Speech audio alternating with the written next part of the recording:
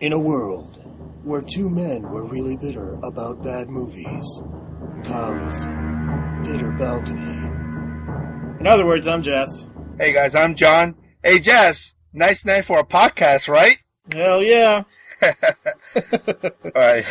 So, for our first podcast, we decided we're going to discuss the Terminator franchise. Yep. Yes, we will. That's a hell of a contribution, John. Yes, we will. We're going to cover 4 movies in a TV series and a remake. Yep. And we'll just laugh for 45 minutes. That's what we'll probably end up doing. Yeah, it's going to be 45 minutes of us being assholes and people going, why the fuck don't these people stop laughing? I know. We'll start from the beginning, which will be in 2029. That's right. And that goes back to the events that lead to Terminator 1. Which was actually, not only was it released in 1984, but it takes place in 1984. And what can you say about this film? It's one of the more iconic sci-fi movies of our generation. Pretty much put James Cameron on the map as an author, and it's just a dark, moody sci-fi noir masterwork. And a very transcendent B movie, by the way, because so many facsimiles came across, Nemesis for one that comes to mind, whatnot, Cyborg. But this one has really stood the test of time. And it's still a movie that's highly, referred to and has influenced a lot of filmmakers, during the course of its 30 years of existence. Terminator 1 is great because it definitely has that B-movie vibe to it. And I love that it was made in the 80s because all of the effects are stop-motion animation or they're just moving around a giant Terminator skeleton, which really works in giving off that B vibe and also being kind of cool to look at in a very retro way. I will say that I would really have loved to have seen the original intention of the film of having Lance Henriksen as the robot and then Schwarzenegger as the hero, because I think a machine doesn't need muscle mass to be strong. The machine is simply a machine, and, whatever force it has built into its skeleton. Mm-hmm. So I thought that would have been kind of cool to see Lance Henriksen kicking Schwarzenegger's ass, in a very serious way where Schwarzenegger was actually looking like, fuck, I may not make it. They kind of did that to an extent in was it T3 with the female Terminator, which I kind of liked. Well, I mean, the original concept was, which I'll get to in a little bit later with T2, the whole, James Cameron said that he always envisioned the whole Porsche versus a tank. That's why he originally had Lance Henriksen in mind as a Terminator. But, when you have somebody with the presence of Schwarzenegger, it's kind of hard to deny him that role, Funny enough, that role was originally considered for O.J. Simpson. But they consider him too nice for the role, and that's why he ultimately did not get the role of Terminator. So, goes to show you how things play out, right? Yeah. He didn't get the role of Terminator, but then he became the Terminator of his wife. Yeah, man. So, well, I guess that's only how things play out like that, Everything about that movie works. It's not just, like I said before, the mood. It's what I like about this film, like, this is almost like a companion piece to what followed a couple years later with Aliens, where it's very, Cameron really captures a very moody, stark, visually dark film, sci-fi movie that really kind of like really signatures his work, in his early days, in his, first stages as a filmmaker. And, to be honest, I kind of missed that from his, from his work, his recent work like Avatar or Titanic, where a little bit of that grit's not there anymore. Especially, in the case of Avatar. And, it was kind of nice going back to this movie and seeing, those roots really come out. And, he's just, it's a very, like I said before, it's a very transcendent B movie. Another thing that's kind of funny about it, it's, the Library of Congress selected it to be in its National Film Registry. So it is considered a culturally important film. Yeah, and Interesting. Yeah, I mean, ultimately, one thing that was really cool about it too was the reasons I prefer Michael Biehn taking over the role as Kyle Reese over Schwarzenegger, because I think that you really need somebody that will bring a certain level of like a very feral and a very human connection for the human role. And remember this is the time that Galen Hurd, who was a producer of the film, and James Cameron, they co-wrote this story. They were Hmm. also, they eventually got married, and pretty much that carried over to the end of the of the 80s when they did The Abyss and they were in the midst of their divorce. So it was kind of cool to capture that sort of like human, grounded, romantic qualities to the film. Played very nicely by both Bean and Linda Hamilton and Sarah Connor. Um, and you know, Arnold's role ultimately is an iconic role. It's a combination. It's both menacing and it's comical. I mean, the way he surveys like the landscape, and just his reactions to things. It's kind of like I like the fact that he just kind of assimilates his environment and as a machine would. I mean, just observing anything very tactical. And I thought that, honestly, it's one of Schwarzenegger's best roles as an actor. Yeah, I think so too, and he's definitely grown throughout the sequels that they've made. One of my favorite scenes from the first one, because I don't really think I ever saw it from beginning to end until I bought it on DVD, was when he scans his response for the guy telling him that it smells like something died in his room, and he chooses "fuck you, asshole." I thought that was amazing to have a list of how can I tell this guy to go fuck himself in varying ways, and he chooses "fuck you, asshole."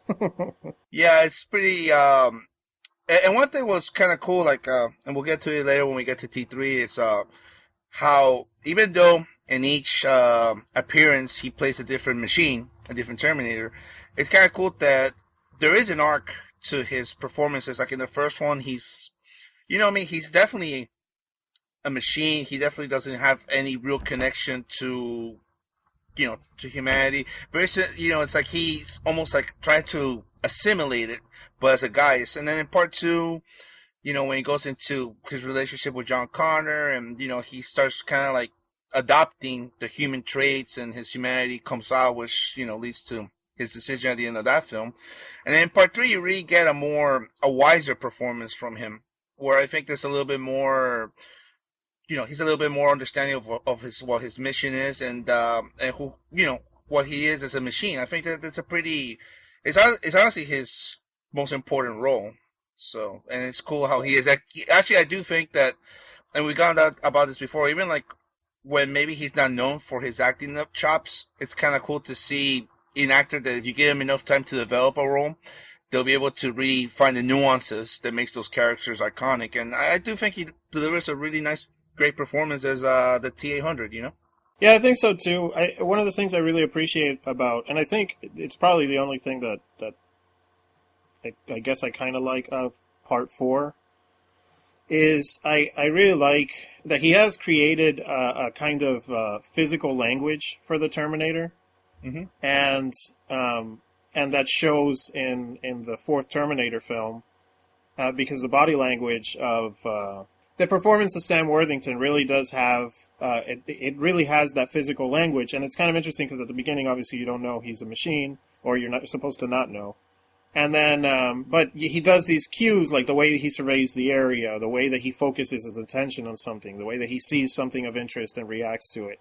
It's all very Terminator-like. But again, it's subtle enough Yeah, that it he was a still pretty comes strong off as point of human. reference for what Warrington did in that film, which is one of Yeah, the few highlights of that particular movie, which we'll get into in a second. yeah, yeah. And of course, we gotta bring up Linda Hamilton's role. I think I love her performance in the first one and her performance in the second one. I wish we would have gotten a movie in between where we would have seen her transition from that innocent chick in the '80s to that tough lady in the '90s. I think it would have been Hmm. cool to see that transition, and I think Sarah Connor Chronicles was intending to do that, but just that show kind of sucked, so it didn't do anything. Um, but yeah, I would have liked to have seen that transition happen on screen instead of just, okay, she's really innocent now. Now she knows she has to raise her son to be a badass, and then cut to whatever, and then now she's a badass. Well, I definitely would have liked to have seen her, because like I told you before, I think that not think, I know she's the main character of the series. I mean, she is the pivotal, obviously she's the pivotal character in part one. She's the one who actually goes for the growth. And in Yeah. part two, she's, I mean, you can see that full transformation from what you saw her in the first film as, college student, just trying to get by and having issues with her dating life to like what she's in part two, where she's, just a well-trained, militarized, tactical, I mean, you could say in some ways tragic because she kind of knows everything that's how everything plays out, and she tries so hard to stop it while understanding that there is a sense behind the back of her head that feels inevitable, and that she Yeah. needs to be alert. And it's a great transit. Actually, Sarah Connor, to be completely honest, one of the great female characters of those particular 80s and 90s. I mean, just because it takes place in an action movie shouldn't be dismissed. It was a great role, and one that has a lot of nuisance and growth. And it was cool that Cameron was able to have a female lead, you know, be sort of like the anchor of his two films. Well, he's really good at making strong female lead characters. I think he has a knack for that, which is great. Oh yeah, I mean, he's not only does he, with what he did with Ripley, and what he did obviously with the Mary Elizabeth Mascantonio character in The Abyss, and obviously Sarah Connor with Linda Hamilton, like Hmm. he's able to make him grow and keep a sense of toughness without ever losing their femininity, which is the key. You never feel like these are not women that are like all of a sudden trying to like embrace masculine traits. They're like tough and they can stand their own. They're intelligent, but they keep their femininity. I mean, Yeah, they can still be and that's what, vulnerable. yeah, they can still be vulnerable. And I think that's really showcases the type of writer, the type of talent that he has. So I mean, what can you say about the guy? He's just a great talent. Yeah. So we started talking about part two already, Total but time 14 minutes Mhm. 36. I can hear your clock. 4 3 seconds. Hold on, let me look. That's hilarious. I'm trying to. Oh Jesus Christ! Wow. Jesus Christ! Phone shit up. Skynet's gotten into your phone. I know Skynet took over phone. It's creepy. We started talking about Terminator 2 already. Terminator 2 is a fantastic film. That movie holds up so well even today. I mean, the effects and everything. I can't say enough about that movie. That movie was, I think, the first experience I had in a theater where I sat down as a kid in that theater and I got completely absorbed into that movie. It wasn't until the end of that movie that I realized, holy crap, I've totally lost myself for the hour and a half that this movie has run. Because I was gone. I was totally committed, like totally into that movie as I was watching it. Oh, it's definitely one of the great movie-going experiences of my life. I mean, it's still one of the most innovative movies ever made. Hmm. The T-1000 is still, it still holds up very Oh well, yeah. and but what I find interesting about Terminator 2, it really is in a lot of ways a quasi remake of the first film. Yeah. Kind of like along the lines of what Evil Dead 2 is with Sam Raimi, or what even Desperado is later on in '95 with Hmm. Robert Rodriguez. He pretty much takes the construct of the first film, and he just pretty much takes it to a grander stage. Cameron, by the way. Yeah. Um, like the key scenes, like like the mall shootout. That's very reminiscent to what happened in Tech Noir in Part One, where it's almost like directed very similarly, with a slow motion and the hesitation from the lead, from the lead not knowing where to go with one side or the other. The Cyrus Rescue is also very similar to that, especially, and one of the key phrases from the whole series has been "Come with me if you want to live." And I think that was great that it got brought back because it really echoes that level of like reassurance that she needed at that particular time. Well, yeah, and especially coming from the Terminator. Yeah, it was key for her to really listen to that, to just kind of for Sarah to listen to that. So it just makes that connection from part one, and it's just beautifully delivered by Schwarzenegger, and it was just perfectly executed. And obviously, like the climax with them in part one when they go into Cyberdyne, and then in part two when they end up in in the steel factory. It's I like the fact that the endings have both industrial settings and I thought that pretty much it just took everything to a larger scale, like we talked earlier.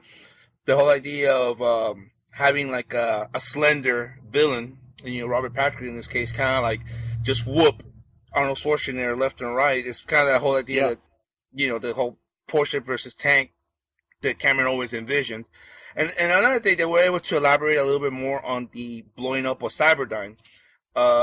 Originally, in one of the deleted scenes from the original film, Sarah had suggested to Kyle that let's just go ahead and blow it up so we could probably just speed up the process of changing the future. Um, but I think that it was kind of cool they held that back for the sequel because it actually became a little bit more elaborate and better executed. Yeah, there's definitely a lot of similarities. One of the things I always try to point out to people whenever I see this movie with people is that scene, because he keeps a relatively human form for the majority of the film, the T-1000. Mm-hmm. But that scene where he's flying the helicopter, if you look closely, the T-1000 has 3 arms. He has one arm that he's loading magazines into the gun with. He's got the other arm holding the gun. And he's got a third arm coming out of his chest that's that's piloting the helicopter. And I always thought that was really interesting, and that's something that so many people don't even realize is in that scene. Yeah, it's pretty cool. That's I will have to to be honest, I have to go check it out again. I kind of missed that one. Yeah, most people do, and I think it's such a great little detail, Mm. So, yeah, I think we're pretty unanimous on thinking Terminator 2 is pretty great. Terminator 3, Terminator 3 is one of those movies. The Rise of the Machines. T3 is one of those movies that should have never happened. However, after watching it, it's pretty well done, I think. I mean, there's a couple stupid things here and there. A couple obviously not, this was obviously not a Cameron film type things. But overall, I think, like you said before, Schwarzenegger's performance really matures in that movie. I think the way they justify having a third movie in that series was really well handled. Nick Stahl does a good job. I don't think he really does anything that stands out necessarily.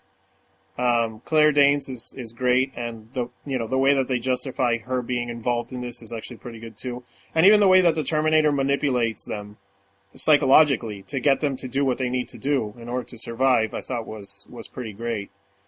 And then back to the Porsche versus tank thing, they went there with Kristana Loken, I guess is her name. Yeah, Christiana Loken. Yeah. Blood Rain. Yeah, Blood Rain. God. So her career ended there, didn't it? Yeah. So did many others. Jesus. Ben Kingsley was in that too, by the way. I know it's going a little yeah, off but cue, that guy will take a paycheck for anything. He never saw a patient he didn't like. Yeah, exactly. The guy's like, hey, look, we're gonna make another Twilight. How much are you gonna pay me? Oh, we're gonna pay you X amount. Okay, I'll do it. He just doesn't care. But anyways, yeah, she did a good job, I think. I like that. I found the combination of the liquid metal and the endoskeleton kind of interesting. I also like the idea that she brought futuristic weapons with her, built into her. I thought that was kind of cool. Overall, I think it's a good movie. Performance-wise, I don't think, aside from Schwarzenegger, nothing really kind of stands out as exceptional. But the story is well written enough that it's an enjoyable film, despite the fact that, again, and I'll say it again, is that movie should not exist. Oh, it definitely shouldn't exist. I mean, but I've grown to appreciate it. Pointing out to what you were saying, I agree with all those points. I will say this: it's kind of cool to see I think Nick Stahl delivers the best John Connor performance that we've seen on screen. And to be honest, for the central character of this whole franchise, John Connor is the most uninteresting lead character of any franchise I can think of. But he was able to bring him a little bit of angst and desperation, and I thought that was a really nice touch by an actor who unfortunately has kind of gone wayward with his career, and it was kind of cool to go back to this movie and see that this kid had showed some pretty good chops. So he was also in he did Sin City, he did Carnival, he was in Bully. So it was this little time where Nick Stahl actually had a good thing going for him, and I hope he gets another chance to get some roles more consistently. But Yeah, quickly to mention also about Jonathan Mostow, who was on chart. He directed this film. Uh, he's one of those middle of the road directors, not necessarily a visionary, but definitely a caretaker. His goals of his previous few films, Breakdown and U571, they're like very loose reimaginations of.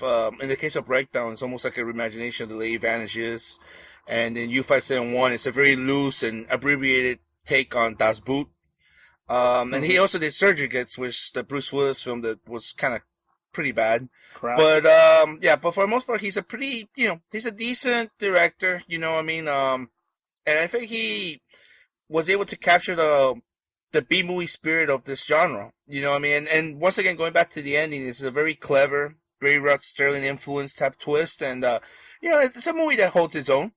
For the most part. Yeah, it does. I think. I mean, I can obviously nitpick because you can nitpick at any freaking movie, but I think overall the movie really holds up, and it's a decent movie considering the fact that it really shouldn't exist. Yeah, I should. So, I mean, Yeah. it opened the doors for Sarah Connor Chronicles and for Terminator Salvation, and so I don't know if it's as much as I enjoy it. Some ways I go like, I wish it wouldn't hadn't been made because it's kind of like less than what has been left before, from Cameron's work. Yeah. Yeah. But I love that we started off on a positive note, and now we're gonna enter like the bitter zone because Terminator 4 is a piece of crap. Like I think that movie's almost hilariously bad. You could that movie has so many bad ideas and bad scenes in it. Oh, good for you. And how was it? Yeah, that movie, like you could tell McGee really wanted to make this like really good, like oh I'm gonna make this masterpiece movie, it's gonna be so epic and post-apocalyptic. And I remember you mentioning that one of the references that he had was The Road, and you can tell that in the visual style. However, that script is a complete joke. Yeah, he gave a bunch of just to go point out that he gave like the cast like copies of The Road so they would get the feel what he was trying to do. And to be honest, I think to his credit, I do think that the movie is highly ambitious. Considering this is the guy who directed Charlie's Angels, I think that was it was kind of cool that he definitely had a particular scale he wanted to rise, a bar he set up for himself. Unfortunately, his directing in this film is extremely inconsistent. Case in point, when he almost adopts like a Alfonso Cuarón Shoulder of Men style, where he almost goes like he wants to do a guerrilla documentary style. You know what I mean? He's like the camera's like circling around, and it's kind of like it's great. I enjoy the feeling of it, but if you're gonna shoot it that way, you have to be consistent because once Yeah. those scenes, once Marcus is captured, that whole style just goes through the roof. I mean, pretty much whatever little thread that movie had just goes all the way down once Marcus is captured, and when it becomes John Connor's kind of like story, I guess. It's an example of very Which consistent direction. Mm-hmm.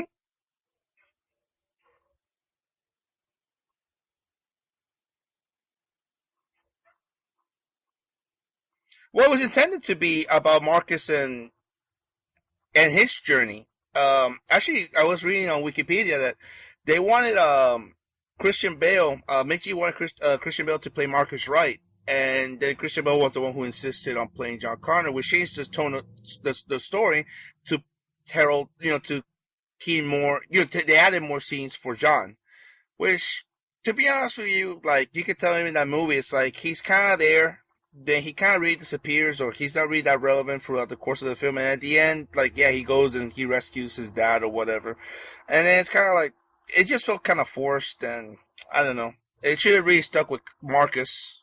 I don't know why he would choose John Connor. I mean, unless he just wanted to be an iconic character, but Marcus's role has a lot more meat than Connor's role. Connor is treated, I mean, and that's the other thing. Actually, I'm going to back up. One of the things that I hated about the movie, too, was how organized the military is. Because in every flashback we've seen, or flash forward that we've seen in the previous Terminator movies, this is a very, like, grassroots military operation. Like, these people are scrounging up for food and scrounging up for gear. They're not fully militarized with planes and submarines, and It's like, where are they even getting the fucking fuel for these planes? It doesn't even make any sense. Well, I mean, think about it, dude. Like, what? It's essentially like you're making pipe bombs and you're kind of making like tanks based on whatever automobiles are available, are still running and functional. I mean, you pretty much live in bunkers. I don't really see where you come up with the idea that this is a sophisticated military operation. No. And another thing that kind of bugged me about this film was when they started mentioning like John Connor as, like he is a messiah. And I thought that even though, I mean, I know the reference to John Connor is JC, Jesus Christ, whatnot, but it was kind of like I really don't like the idea of keeping that. I think what makes John Connor kind of cool is that he just rose from the ashes or whatever that may be. And then he was the one that, because of obviously the information his mom had gathered through the course of, of the past, he was able to kind of put everything together and, spawn this sort of grassroots operation. And that's what made it kind of cool. And then when it became this sophisticated, like army, function, it was kind of like, it just took away a lot of the spirit of what had been established before. Another thing I don't really get is that in this film does a poor job in saying why John Connor is so important. Because to be honest with you, all he does in this movie that's of any significance is like rally the troops from that little speaker he has, and he goes, "Oh, you guys are the resistance." It's like, come on, dude. You know what? What else do you really have to showcase here where you say you're this great leader and that you provide any tactical or strategic knowledge or execution that really makes humanity have an edge over the machines? And that completely bothered me because it was just like lazy writing. Yeah, they mistreated that character. That character should have been treated a lot more importantly than he was, because he was dismissed the majority of the movie. And it's like, then why is he important? And on top of that, he may be a great leader, but he's a terrible pilot because every helicopter that he flies in that movie, he crashes. Well, that's what you see like in 2029, because this movie takes place in 2018, so there's like a 10-year gap. That's what you see, that it's only like Jeeps and Wranglers or whatever they have that they're operating, because like you don't want John Connor anywhere near like a plane or a helicopter. He crashed them all. So. Yeah, no kidding. Yeah, so yeah. By 2029, he's crashed every single helicopter that they found. So. Yeah, man. Oh, planes, planes, anything that flies, man. Don't let that guy get near it. No, don't let him near it. Yeah. There's other stupid crap in that movie that really bothered me. Like the mute kid, I thought was so incredibly useless, served no freaking purpose whatsoever. And she was apparently a mutant with Terminator-seeking powers because she freezes up anytime a Terminator's headed their way, even though there's no sound or visual cue or anything saying that a Terminator's coming. She can just tell. And I don't know if, not having the power of speech gives you the power of sensing Terminators, but I thought she was completely useless. There's a scene with Kyle Reese when Marcus gets in the Jeep, and Kyle Reese says something along the lines of, "I don't know how to drive," or I've never driven before. Yeah. But he's driving like a fucking pro. It's like, what the fuck are you talking about? I just throw freaking Marcus in the driver's seat and you don't even have to approach that subject. It's just so stupid. And then there's like a building that collapses next to them, like across the street from them, yet they don't see any dust whatsoever. And then they do the thing that I love the most, which is you have a giant, I think they're called Hunter Seeker. You have a giant Hunter Seeker flying right next to you, underneath the building, or right next to you, but slightly underneath the building that you're standing on top of. And then you only hear it when it rises above the horizon, or rises above the building. Why didn't you hear this thing when it was right under you? Because those things are fucking loud. It's so stupid. I mean, another detail that was kind of annoying was the whole idea that there's already a kill list and it's John Carter's number 2 because already Skynet figured out that Kyle Reese is his dad. And they captured Kyle Reese. They have him under pretty much he spends most of the film under arrest. I mean, not arrest, under captivity from the machines. And yet, they still have to make this, whole setup with Marcus and like with John having them both together. I'm like, if you have Kyle Reese, you have this information, just kill him right there. Yes. I mean, and the whole thing, for Skynet to be a computer and pretty much goes through all these he's already been sending, machines back through time. He's making, he's playing out algorithms in his head.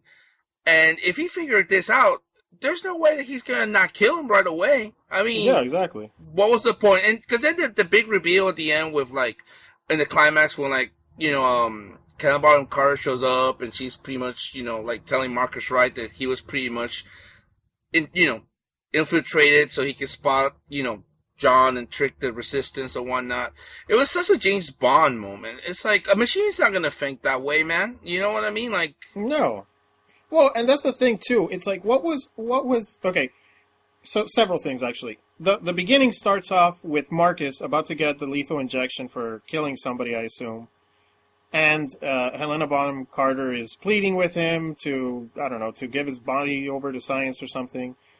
And then how does that translate into anything that happens into the future? Like, why did Skynet choose him?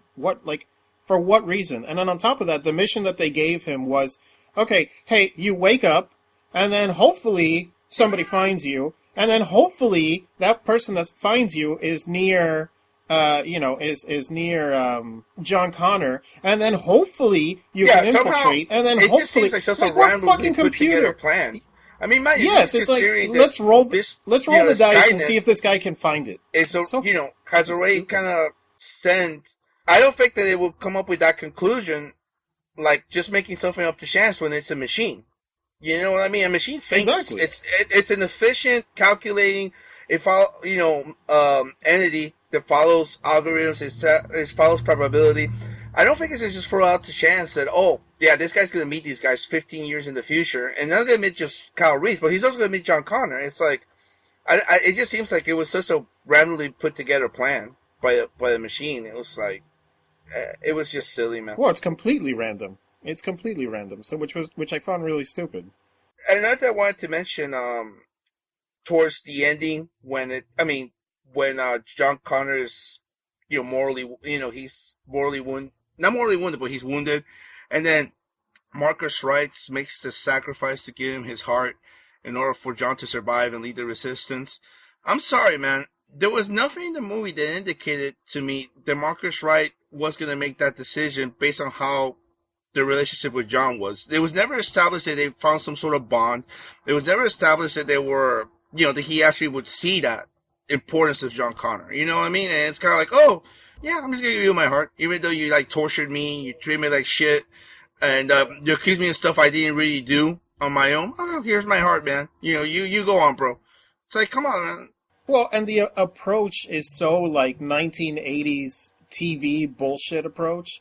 It's this, hey, he's dying. Man. Oh, just kill me and give him my heart. And then freeze frame on the laughing and cut to credits. It's ridiculous. Yeah, it was. It felt so. It felt so insincere and authentic. Yes. There was never any build up to it. You know what I mean? No. And once again, it just seems. It just shows how uninteresting John Connor is because they did nothing in this movie to make you want to root for that character. I mean, there's nothing in that movie that says, "Oh, John Connor, yeah, that is the leader of the resistance. That's the guy that's worth sacrificing yourself for." No, it just happens to be some random asshole that just talks a bunch of shit. I mean, tell me one thing he did in that movie where you're like, "Oh, like he's gonna be the savior of humanity. Oh, he's the one who has this great plan." No, he's as lost as anybody else in that film, man. Well, no, because Common is more useful than he is in that movie. He's he can survive helicopter crashes like a pro.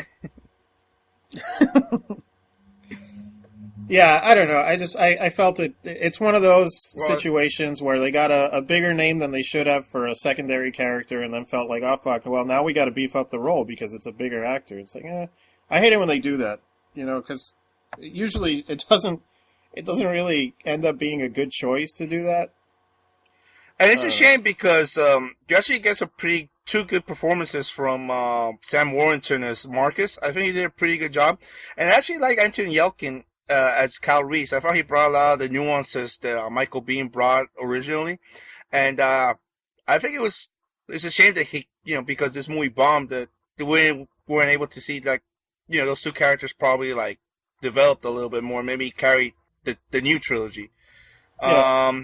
I think it was just one of those cases, and reminds me a little bit of what happened with the one of the shortcomings of Prometheus was that you depend too much on the source that you're basing yourself on. Like, when you show the Terminator in this film, it was like, what is even the point of doing that? Because those machines don't even come into play until later on, as this is playing in the first film. And it's like Prometheus, like the whole idea of the aliens showing up at the end of the movie. It's like, you're leaning too much on that and not establishing kind of like your own franchise and your Yeah. own storyline. And I think, honestly, when the movie saw Schwarzenegger, that was pretty stupid, man. I mean, it was kind of cool as a fanboy. Yeah, Schwarzenegger is there, cool. But ultimately it was kind of pointless. Yeah, it was pretty useless. And on top of that, didn't Skynet just send one Terminator to get John Connor when he was searching for Kyle Reese? Like, wouldn't a machine? I mean, you're in Skynet where they make these machines. Wouldn't Skynet go, look, this is our one fucking chance. He's here. He's pretty much by himself. Let's activate every goddamn Terminator that we have and send them after him. No, instead it's like, it's that bullshit bad writing, bad villain, Skynet can't monologue, but its way of monologuing is, oh, well, all we need to do is send one Terminator and he'll get him. Well, like I said before, that whole revelation is essentially from a Bond movie.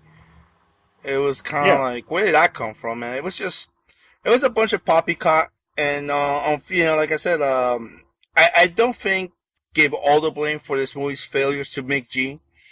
Perhaps with a better script, I think that some of his intents would have come out a little bit better, a little bit more effective. But he's not going to be the type of director who's going to overcome a bad script. Not a lot of directors could, to be fair, but definitely not him. So. Yeah, I think his direction is okay. Like, his direction is not really the problem. I think the problem really lies within the script. You're a nice guy. You're a nice guy. But I don't fucking cut it when you're bullshitting and fucking around like this on set. Yeah, it was just poorly written, man.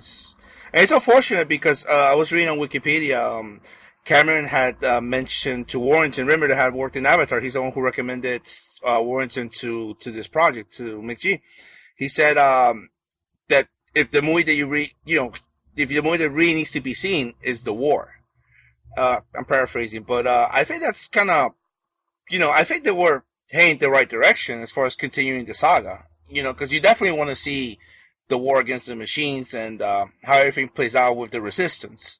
I do, but with a lot less Transformers. I hated the fact that the Terminators ended up being Transformers in this movie. Well, 2000s filmmaking, man. At least you didn't see a Hunter Killer with like a gold chain. Or a Terminator say roll out. Yeah. Yeah, dog. Although I will say now that we're comparing Skynet to a Bond villain, I would love, a digital hand stroking a white cat that says, "No, Mr. Connor, I expect you to die." I'd watch that sequel. Yeah, I might as well. Yeah, I'd be down with that. Which brings us to remake / reimagination of the franchise with Terminator Genesis. It's clever, John. It's clever. The marketing team came up with it. Shut up. Genesis. I like it. It's kind of cute. You know what I mean? Like, whatever. Do you think that movie's gonna start up with a white screen and Sonic the Hedgehog running to the right and then to the left, and then the bad 8-bit sample of Sega? Yeah, might as well. I'm down with that. Anyways, well, so far we understand of Terminator Genesis, or Genesis. It's pretty much gonna be some sort of like Back to the Future 2, where like the timelines of Part 1 and Part 2 are gonna be revisited, and there'll be new and clever ways of, having Sarah Connor and all, and everybody else and all the characters kind of like interact with what's happened before. And in one of the studio shots, you actually get to see Arnold Schwarzenegger with white hair, and supposedly they found a way of keeping his organism aging, because apparently he becomes like the caretaker of Sarah Connor when she was a child. Like he went back in the 60s or something like that. So I really don't know what they're planning to do. But Arnold Schwarzenegger says it's a great script. He's really pumped, and Well, of course. I guess we'll He see wants what another happens. trilogy. Or I don't know.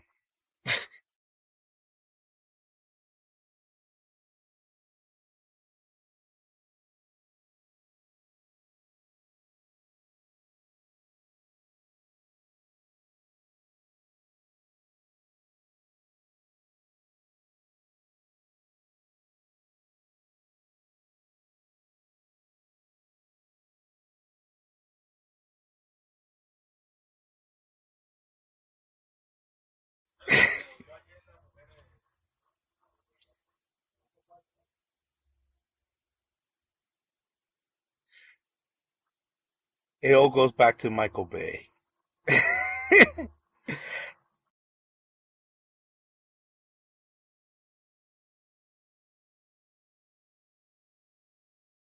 Yeah, he'll have his. But going back to Terminator Genesis, I'll say this: I was intrigued by the cast. Emilia Clarke, she's from Game of Thrones. She's taking over the Sarah Connor role, and I think she brings a lot of those qualities that Linda Hamilton brought to in the original take on the character. The kid, uh, Jason Clarke, who was recently in Dawn of the Planet of the Apes, he takes over for John Connor. It's a pretty good actor. I haven't seen him in much besides Dawn of the Planet of the Apes. He was in a show called Brotherhood, and he was also in Zero Dark 40. And I think they also got the guy who played Bruce Willis' son in Die Hard 4, A Good Day to Die Hard. He's got man, I can't believe I forgot his name now. That's so embarrassing. um, yeah, he's got. I think he could bring something to the Kyle Reese role. So I guess he's got that going for it, and I don't know. We'll see what happens. Look, I don't have a lot of high hopes towards it because I really think that this was Cameron's vision.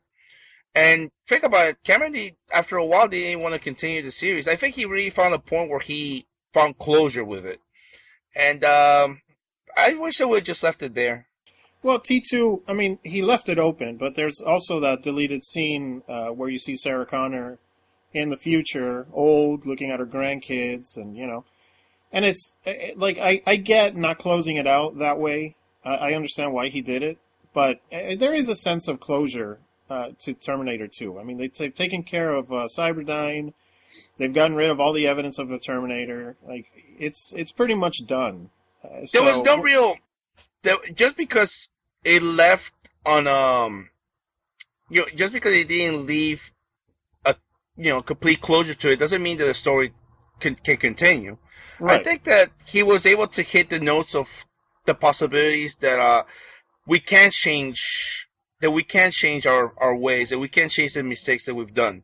And he's left that, that was kind of like the whole point of the two films, no fate unless of what we make, you know what I mean? Yeah. That was the whole point of the two movies.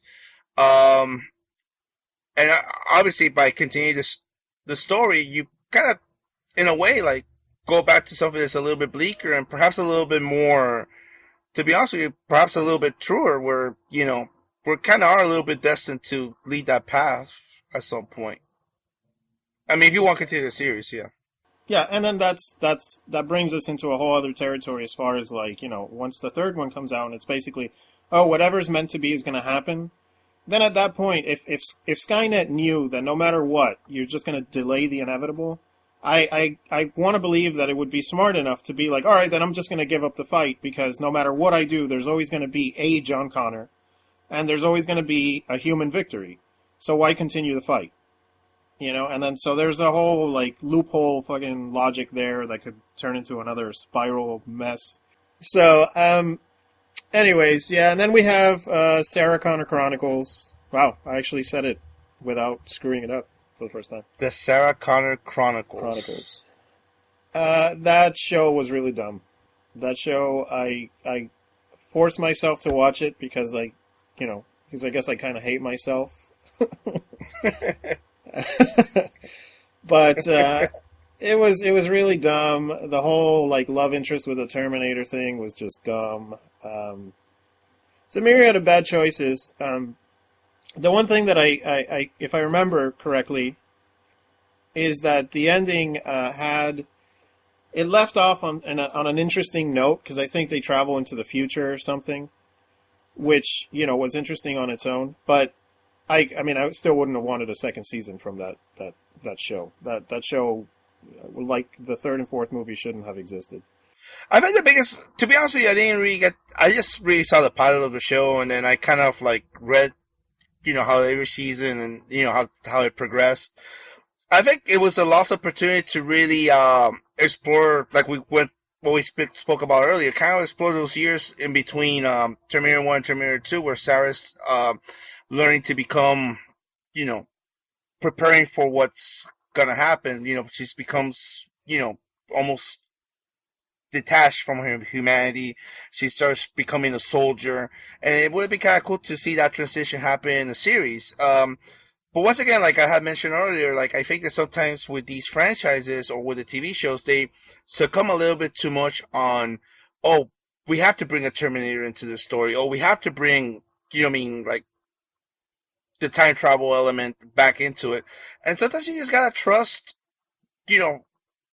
the strength of those characters and what they've gone through. You know what I mean? I think I agree. It would have been a much better show, honestly, if she would have either taken that point between 1984 and 1994, when she goes to I don't know, South America or Central America, wherever she's going, and probably learn guerrilla tactics and with the intent of maybe at some point blowing up Cyberdyne. That would have been kind of interesting. Or even post Terminator 2, if it would have been her relationship with her son and training him to what she's still facing her heart of hearts is inevitable. I think it would have been a pretty more interesting show. Yeah. Yeah, either of those two are much more interesting. And the thing is, you've already, even in the title, you've already detached yourself from the Terminator title. So just having her name as the name of the series pretty much tells you that you can go and show her from the 80s to the 90s and see the progression from somebody innocent into somebody that turns into a soldier. And you don't have to include a Terminator because it's about her. And I mean, even in the title, it's about her.